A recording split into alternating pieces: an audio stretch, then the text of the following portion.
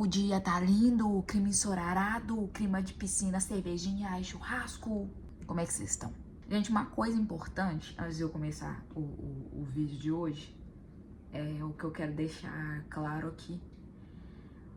As coisas que eu falo aqui, os vídeos que eu faço, né, sobre livros, são coisas que eu acho, tá? Eu não conto a história do livro, eu conto o que eu achei do livro. É diferente, tá? Então aqui é a minha percepção sobre os acontecimentos dos livros que eu leio, tá bom? Dito isso, vamos hoje ao nosso livro. Nosso livro de hoje, Fun Home, uma tragicomédia em família. Alison Bechdel. Beleza? Beleza. Vamos lá. É uma HQ, tá, turma? É uma HQ, histórias em quadrinhos. Bom, eu não sei se eu li isso daqui certo. Por quê? Porque eu tive uma dificuldade. Como são em quadrinhos, tinha muito tempo que eu não lia quadrinhos. Eu não sei se eu tava lendo certo isso daqui. Quando eu era nova, a minha irmã trabalhava numa casa e o garoto mandava uns gibis pra mim, da Turma da Mônica. E aí eu lia. E depois de muito tempo eu fiquei sem ler nada, né? Sem ler gibi, sem ler livro, sem ler nada. E depois de mais velha eu fui retomando. E depois de muito tempo de leitura já, essa foi minha primeira HQ. E eu tenho mais uma outra ali dos irmãos Karamazov pra ler. Bom, vamos lá, pra quem não sabe, é uma HQ autobiográfica da Alison Bechdel. Ela conta de toda a infância dela e da relação com o pai, e ela tenta entender a relação com aquele homem, um homem um pouco difícil, né? Rapaz um pouco difícil. Só que aqui ela faz de um jeito que parece memória. Ela vai e volta no tempo, vai e volta o tempo inteiro. Então pode ser que por isso também eu tenha me sentido um pouco confusa na questão da leitura. E aqui nós chegamos ao pai. Eu confesso que eu terminei esse livro um pouco irritado com essa figura paterna aí, viu? Muita gente falou sobre como ele era uma figura trágica. Eu falei, tá, beleza. Mas pra mim também ele era um belo de um filho da puta. Desculpa aí, galera, desculpa. Só que eu não tenho uma outra palavra pra eu falar de um cara que traía a esposa, levava a amante pra dentro de casa, fazia os filhos crescerem naquele ambiente super confuso. Enquanto isso, a esposa dele segurava praticamente toda a vida da família. Aqui vale ressaltar, um dos pontos que mais me incomodaram é que o livro deixa especialmente nítido que esses relacionamentos que ele tinha, esses amantes que ele levava pra dentro de casa, alguns configuravam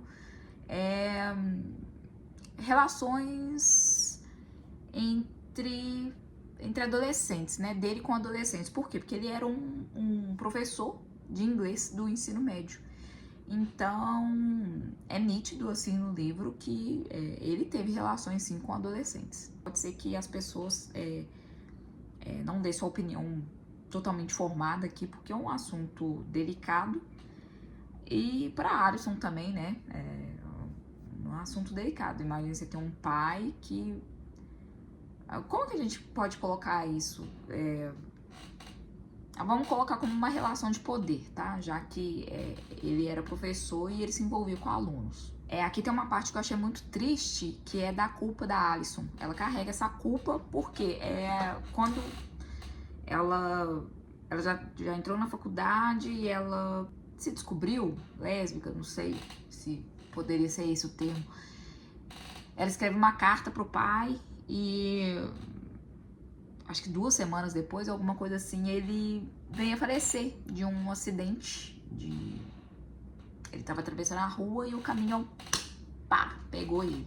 E desse modo a Alison carrega uma culpa enorme. Ela fica pensando se o pai suicidou por conta dela, né? Porque no livro fica nítido que ela pensa que essa morte do pai foi uma morte premeditada, que ele tentou se matar mesmo. Só que pra mim, sinceramente, assim, eu não consegui enxergar dessa forma. Pra mim, ele já vivia um conflito interno há muito tempo. Ele já vivia uma vida dupla, ele já escondia quem que ele era realmente, já carregava uma culpa, já carregava uma vergonha. Então eu acho super injusto colocar essa culpa toda da morte dele em cima das costas dela. É uma coisa que ficou na minha cabeça, que como é fácil a gente confundir cultura com caráter. Porque o pai dela era um homem muito culto, era um restaurador, inclusive colocava um monte de velharia dentro de casa. Era inteligente, lia literatura, gostava de arte, restaurava casas, entendia de arquitetura, mas nenhuma dessas coisas fazia dele uma pessoa ética. Muitas vezes a gente coloca as pessoas muito cultas num pedestal. Eu super fazia isso, hoje em dia não mais. E hoje em dia eu fico pensando como a inteligência não tem nada a ver com bondade. E definitivamente não tem. E eu conheço essas pessoas, tá? Eu conheço essas pessoas desse meio da arte, desse meio da arquitetura, de restauração. Eu tenho lugar de fala pra falar? Eu tenho lugar de fala pra falar. Eu sou restauradora de formação, se é que vocês não sabiam dessa. Uma das minhas formações é restauração. Agora é sério, eu fiquei pensando como é fácil a inteligência fazer a gente relativizar caráter. E cultura, automaticamente, ela não reproduz ética. Porque hoje em dia existe uma tendência da gente achar que pessoas inteligentes sejam moralmente superiores. E aqui neste livro a gente vê que não é bem assim, né? Como eu falei, o cara trabalhava com arquitetura, ele lia, ele restaurava casas, ele era professor e moralmente, assim, pra mim, ele não desceu, não. Moral do livro, pra mim, talvez a gente não consiga conhecer ninguém a fundo mesmo, né, nessa vida. Acho que todo mundo tem um homem na vida, não necessariamente um pai, mas uma pessoa que a gente passa anos tentando entender e pode ser que a gente nunca consiga. Aí é bola pra frente. Segue seu rumo e deixa isso daí pra lá. Não sofre, não.